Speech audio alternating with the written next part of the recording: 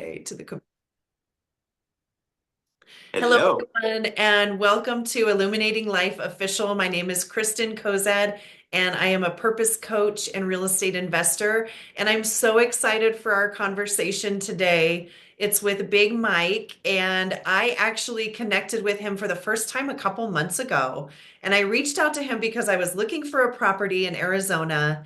And it turned out that our paths collided. He was not the person that I was looking for. He doesn't do it in the area that I was looking for, but just by kismet and serendipity, we ended up having an incredible conversation. And I knew that I wanted to highlight him on my podcast and bring him to people's attention. And he just was such an incredible soul and person and so open and willing to share this fun journey that he's on. And he is a real estate investor. He has a background in being a journeyman and alignment. So we're going to kind of talk about how all that is working out in his life and his crazy busy schedule and his family and all the things that make Big Mike Mike. So welcome to the podcast. Thank you so much for having me. Well, tell us a little bit about yourself. Give us a little bit of an overview of who Okay. Big Mike is. Yes. So I'm Big Mike from Yuma, Arizona. I was born and raised in Yuma. My parents were from Mexico. My mom found out that she was pregnant, so she hopped the border and had me in Yuma to have be an American citizen. Truth be told, Lesson. and grew up here in Yuma. And growing up was a little rough. My dad wasn't around. My parents got divorced, and I came of age and I knew I wanted to do something outside of my hometown. And I left home. I left home in 2014, chasing my career to become a journeyman lineman. And just to get into the apprenticeship was the mission. I've worked in 32 states, chasing snowstorms from wildfires, ice storms, restoring people's power. And fast forward to 2019, I passed my test and became a journeyman lineman. Now I climb the pole so my wife doesn't have to. I think that's a wise choice. I Yes. don't know how much money is in pole dancing as far as you're concerned, but so what got you interested in that? It sounds like that was a calling from, from way back. What were you younger when I mean, how old were you when you knew that's something you wanted to do? I was 19 years old. I moved to Denver. I didn't grow up with my dad, and I didn't have a job here. I was struggling to find a job. And he told me, like, hey, why don't you join the union and become a groundman, which is doing labor work, digging. Like, okay, I will try it. So Dad like, did for work. my dad was an operator at the union. Okay, okay. Yep. So he was out in Denver, Colorado, and he's like, hey, why don't you come up here? I was more excited to just go spend time with my dad, really. Mhm. So I tried it. And I remember the first day that we went out to work, it was a night call out and we dug an 11-foot hole. That was my first job, deep. And then the lineman came in and they did some splicing of the wires, and the old man put a dip in his mouth, climbed the pole, threw a cutout in, and the lights came on. I'm like, hey, how'd you do that? Like, what do you mean, son? I'm a goddamn journeyman lineman. I'm like, I want to be a lineman. So that was just like, well, that's really, You. yeah, that was badass. So I started applying for the program, and it took about 2 years to get in. And then the apprenticeship itself is 4 years, traveling all the mountain states. So yeah, no, it was tough. It Did I was, did I have it correct that you were in Montana for a little while in Big Sky? I was, Yeah, yes. we talked about that. Yeah, never to go back again, huh? I'd go in the summertime to go visit. But yeah, I worked all the mountain states. It was an uphill battle Yeah. because I was so broke. I had never left home. And in 2015, I was homeless in Denver, Colorado. Before I even got to the apprenticeship, I was sleeping in my truck at the job site, eating tuna cans. Like I was completely broke. But one thing for sure is I was going to figure it out and nobody was going to stop me. So fast forward, I did it. Yeah, you did. Did you have any support from your dad? What did that look like being connected to your dad for the first time in a while? Was he aware of how broke you were? No, he never found out. But I thought it'd be cool. He moved in with me. I got an apartment when I moved out there. And 2 months later, I kicked him out. Oh, you We did. just collided. Yeah, it wasn't good at first. after that happened, and then I traveled to Idaho, Utah, Montana, they sent me back to Colorado. After that, we were like best friends. It was amazing. What And shift? three What years after that, huh? what do you think caused the shift in that relationship? Um, Truth be told, when I was a kid, I saw him beat up my mom, and just seeing him in person, Yeah. kind of brought back those childhood memories.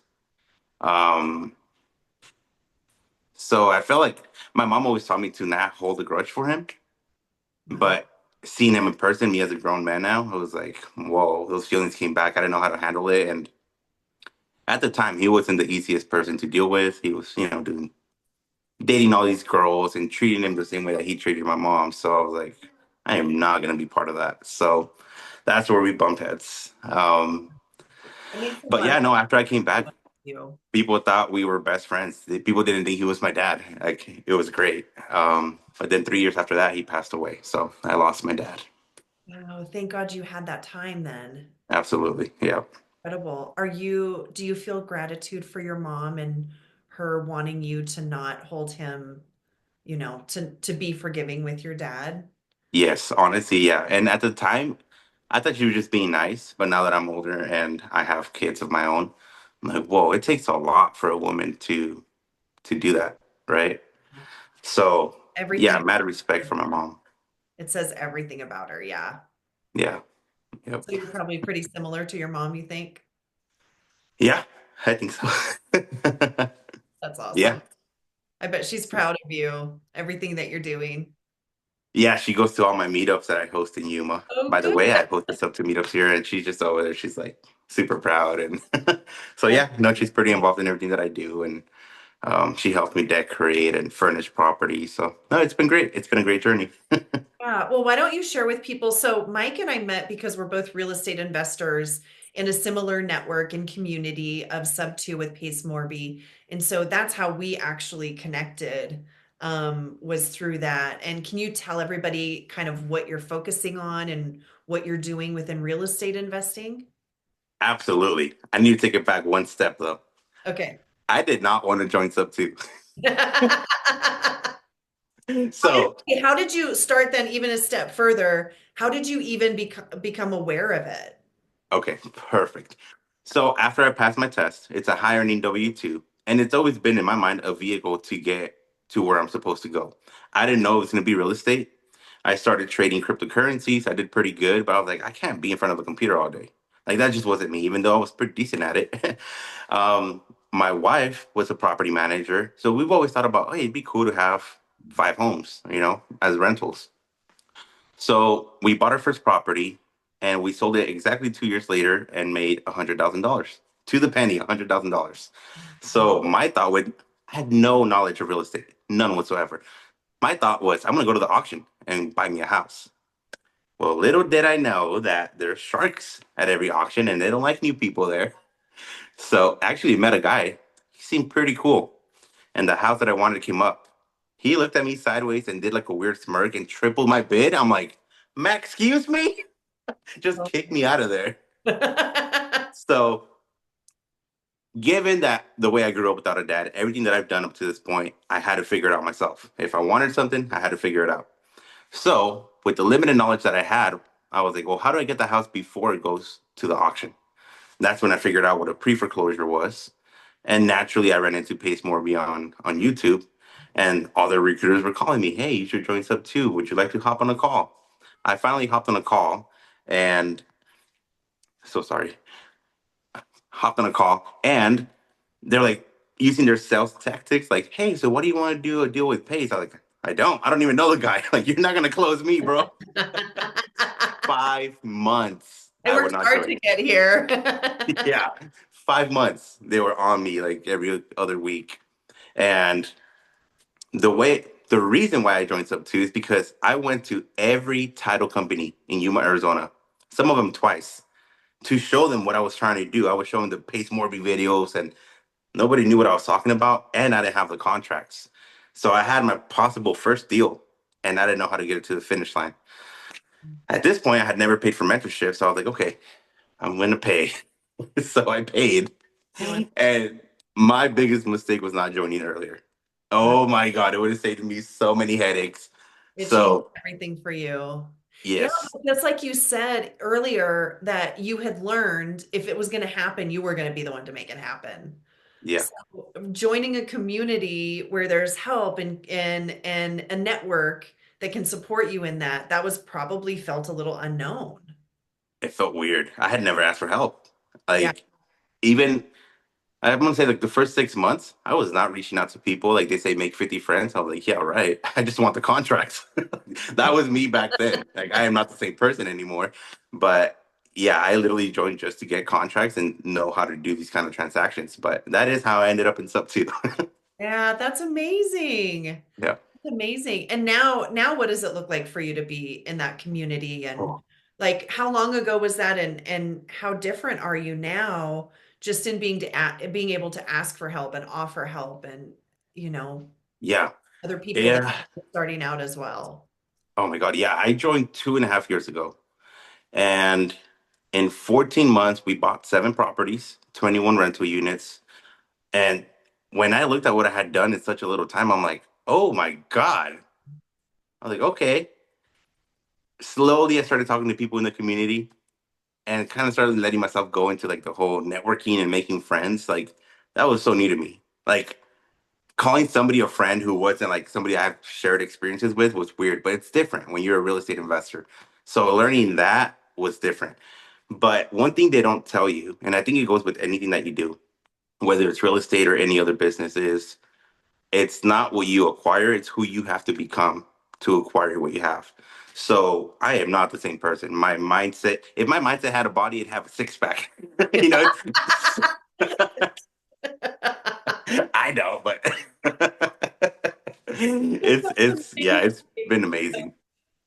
Yeah, it is really interesting the path of being an entrepreneur to do that successfully, to be able to pull in all the different pieces, whether it's asking for help or being able to network or offering, your own gifting and your own purpose in that it does change you on a fundamental level. And it has to, because you can't have an employee mindset and come and do this and be Yeah, successful in any way, or to have the staying power to get to that, to be building that momentum and that process.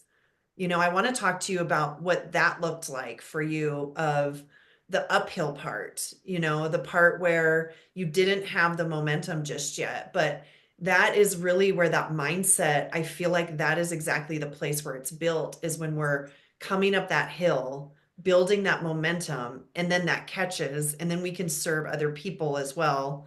But until then, what did that time look like for you? Because that is the most true thing like it's so true in entrepreneurship. It's not about the numbers or it really is so much about who we become in the process of that. yes, for me, it was like trying to lose weight while running a marathon. Yeah. Oh my God. Just to land my first deal to get that momentum going. And everybody says it. You got to get your first deal and then that breaks the ice. I'm like, Mhm. well, my ice is pretty damn thick because I can't break it. So here's what landing my first deal looked like. I lost my job in Yuma, Arizona. And I told myself, I cornered myself mentally. If I don't land a deal this month, my family is not going to eat. Mhm. So I pulled the list of pre foreclosures and I drove every day from morning till before sundown. I don't want to be a weirdo at nighttime. I was just getting rejected. No, no, no. And I didn't have any closing skills or sales tactics. I didn't know what I was doing, but I was taking imperfect How to action. feed your family. Yes. Yeah. So I had to get a yes, right? So it took 3 weeks.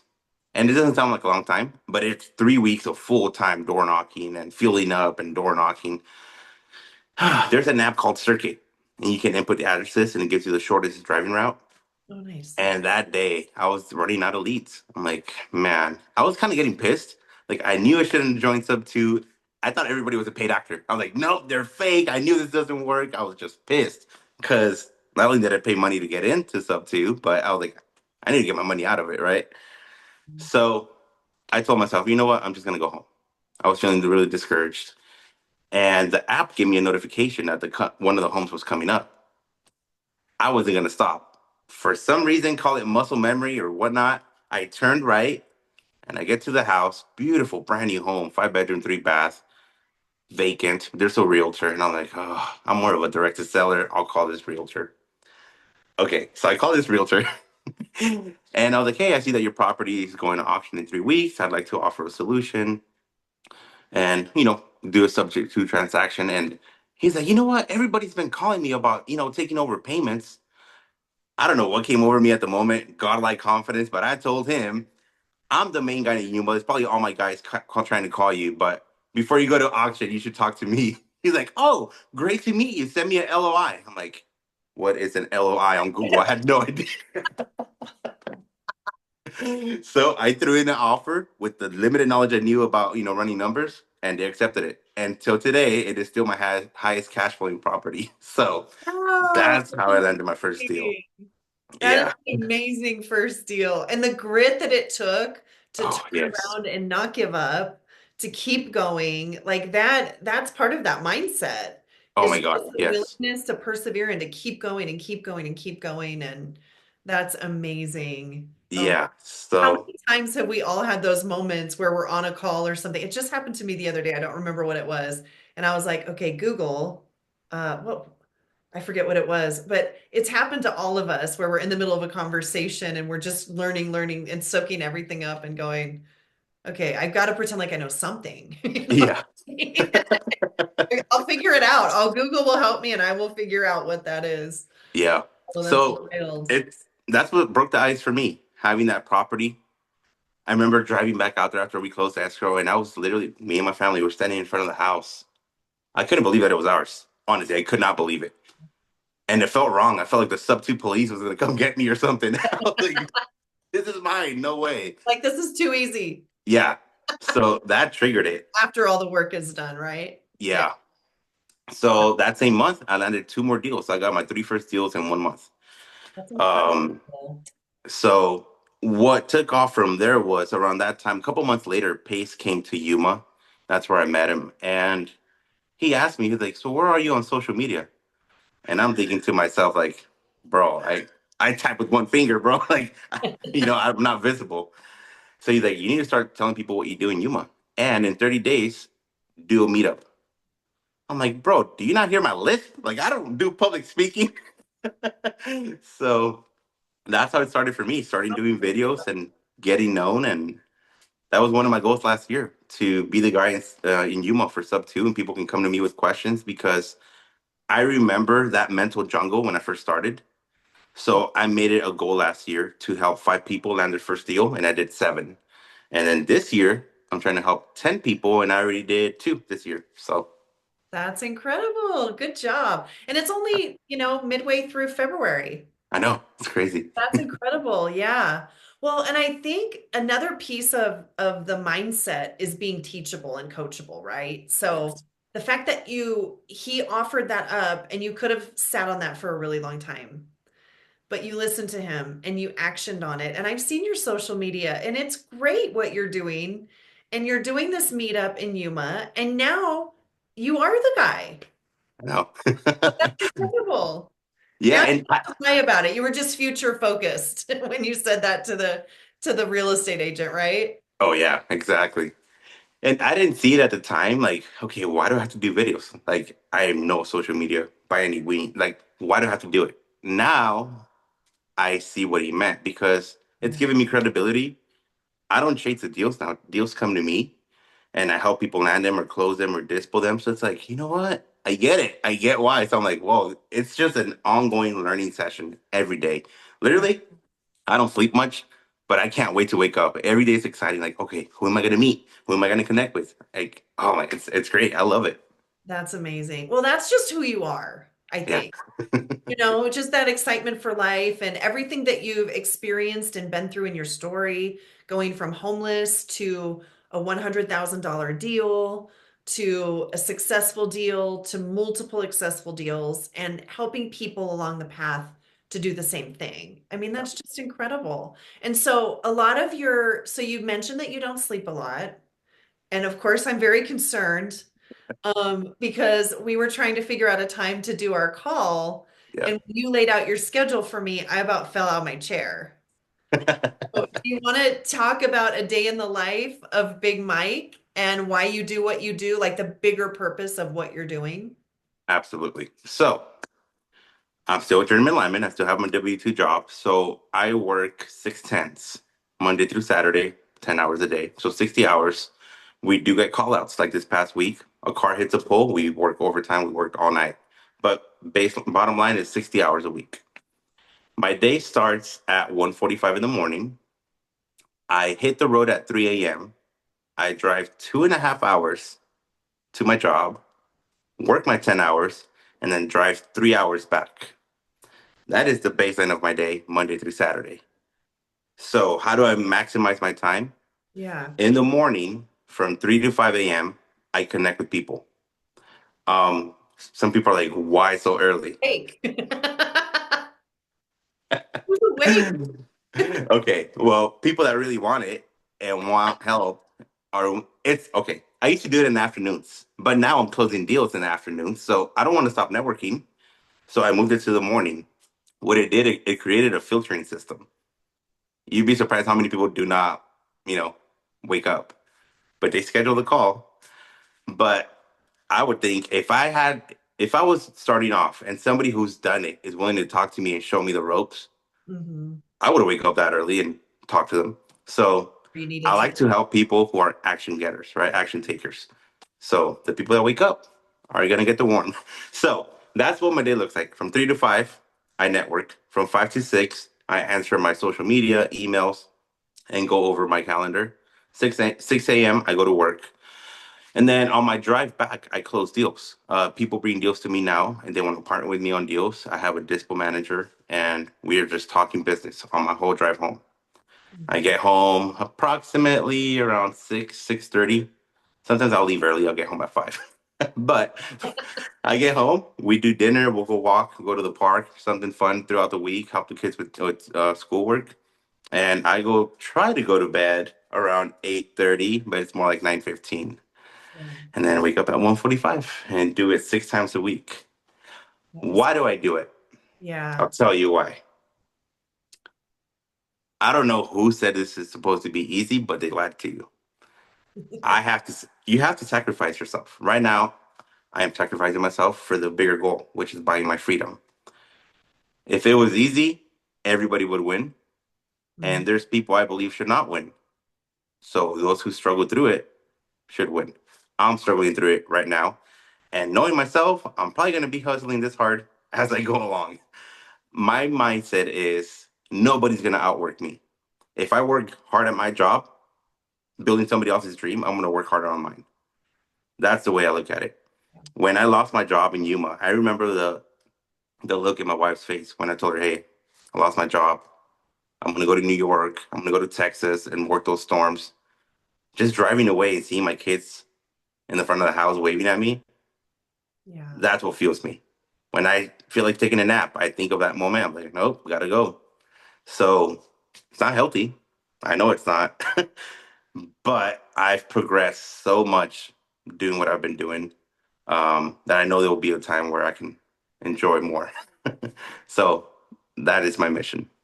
that's amazing. That's amazing. And that I can imagine how hard that would be to leave your kids and Oh, to yeah. working in a different state because out of necessity and trying to build the thing so that you don't even are you looking eventually at not having a W-2? Yes. Okay. Okay. Yes. So that explains everything. So you really are buying your freedom right now. You really are in a position where you're looking to work your way out of that so that you can be doing this full time. Yes. Yeah. Absolutely. I think it's very powerful to have a W-2 and do real estate. Um, I don't mean to brag, but we do make really decent money. We have a pension. I'm with the union, free healthcare, free tuition for the kids. My wife just got a degree in accounting for free, being a union member. So it's a very high hill to replace as far as cash flow, which takes me to my next point. I am getting into RV parks this year. Oh, good. That's Yes, amazing. that is my next step in real estate. That's amazing. Where are you looking? Um, well, I've been in touch with my friend Michelle Bison, and she started in the Sunbelt states. Not, I don't want any frozen pipes up north, so probably No. somewhere, mimicking what they've done. If I can find one in Arizona, that'd be great. But somewhere where it's warmer, definitely. So learning how to underwrite that has been a mission. Oh my God, so many moving parts, but Uh, if anybody could do it, it's me. the class in Phoenix? I did go to it. Good, good, good. Yes. So, oh my God, my reaction after that class for like a week was, do I really want to do this? Yeah, It opened up I think it's a great class. Anybody who's considering it should go to one of those. And you know what? Yep, I want to do it. But there's so much to learn. yeah. So, Do you yep. see yourself being able to do that with the W-2? Do you have a partner? I know that they have put in so much time at the park. Is that something that you would be able to do, or would you be partnering with somebody? I do have one partner who right now is my biggest private money lender. Oh, by the way, all the deals that I've gotten has been zero out of pocket. Um, this year, this first half of the year, I should be paying off all the lenders. Those same lenders want to go with me into the park. So whether I create a syndication or a fund or partner with somebody like a private money partner, that is doable. But we already thought about it. There's a park for sale right now in Tennessee that's doable. Um, and we already said it. If we buy it and it closes escrow like in April, if we were to get it, I would go out there. My family would go out there after school ends, and we would know what it entails to actually run a park for the summer. Yeah. And yeah, I would. Yeah, I would definitely stop working and go out there for sure. Good. So it might be imminent that you're on your way. Yeah, there's a couple things that I want to pay off and do before I get into one. Every deal that I've done, it's been zero out of pocket. That doesn't mean I have $0 in my account. If something goes wrong, I know I can cover it. When you're Right. talking about RV parks and hundreds, if not millions of dollars, you really got to know what I'm doing. So Yes. I'm really good at seeing the end goal and just going for it. Screw the details, I'll get there. But Yeah. RV parks, it's a lot of money. So I'm being more cautious on this. I think that's a good idea. And I was on a call with them and she was talking about some of the expenses that they weren't expecting, like the deposit for the electric and things like that. Like they were really substantial things. So that I think that underwriting class would be amazing. Oh yeah, it was amazing. Yep, for That is sure. awesome. And then you're continuing to do deals in Yuma Yep, I have and two going on. you're doing the pre-foreclosures. Why did you get into the pre-foreclosures exactly? Like what was that? Because it's relatable to me. When I was 14 years old, my mom was losing her house, and she was working two jobs. But my dad not being there, it was me and my little sister. So at age 14, um, I was trying to be a little man of the house. So started skipping school. I would go to the border and jump on a bus and write whatever social security number, hop on the bus and go out to the fields and cut lettuce like a real Mexican.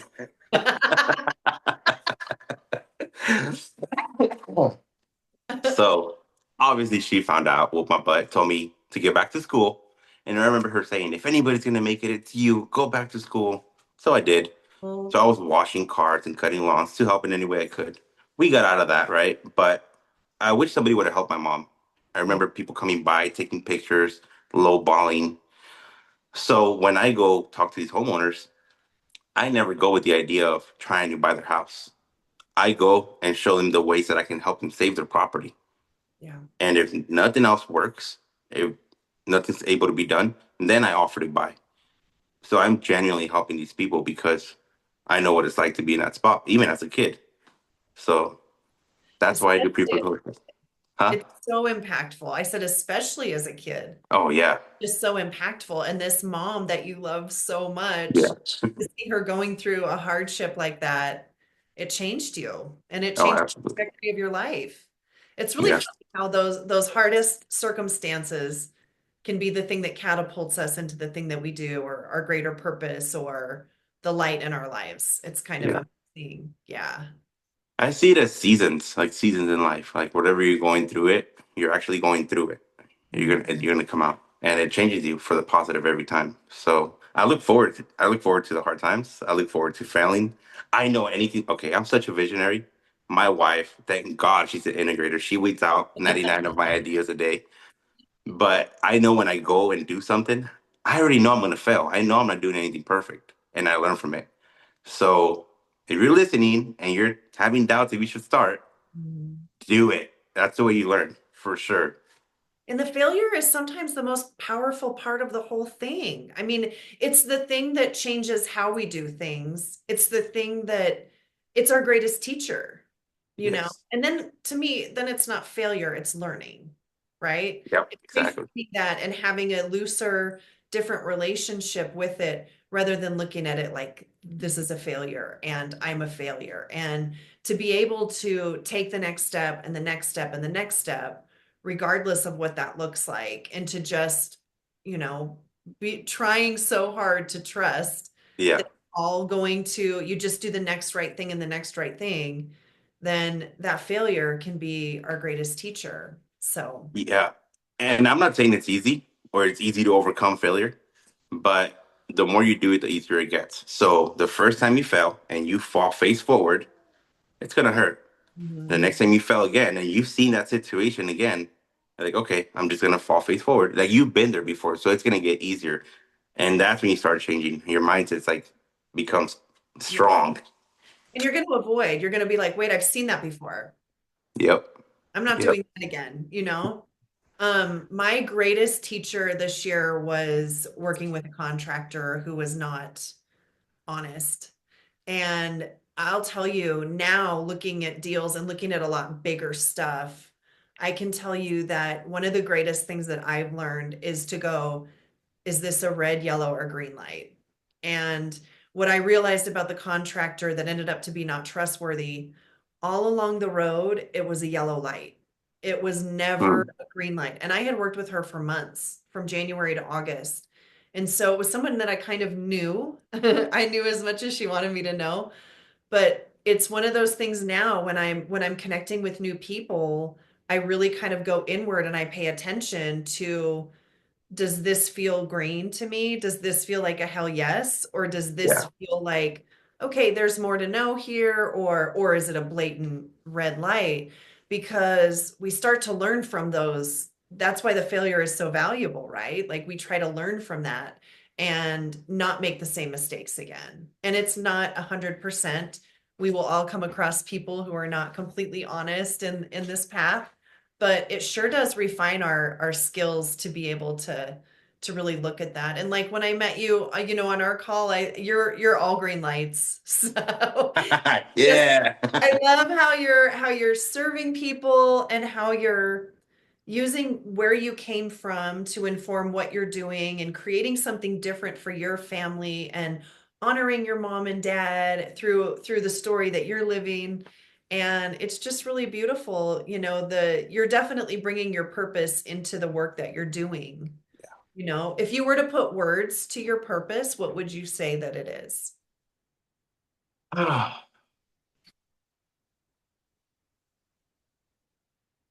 Family legacy. Family legacy. Every rich family, it starts with that one that made a difference. I'm Mhm. that one. The So one. I'll sacrifice myself every day to change the trajectory of my family. Yeah, that's beautiful. I Yeah. love it. You're so special, Mike. It's so great to spend time with you. I know. Yeah, it is. And we'll stay on here, but I just want to say thank you so much to Big Mike today for being on the podcast with me and for sharing so beautifully your story with the viewers here. And there are so many great nuggets that have come out of this conversation for me, so I'm sure for other people as well. And so thank you so much for joining us today for this conversation. Please share it, subscribe to the channel, and we will see you on the next episode of Illuminating Life Official. Thank you guys. That was cool. Hold, please. Okay.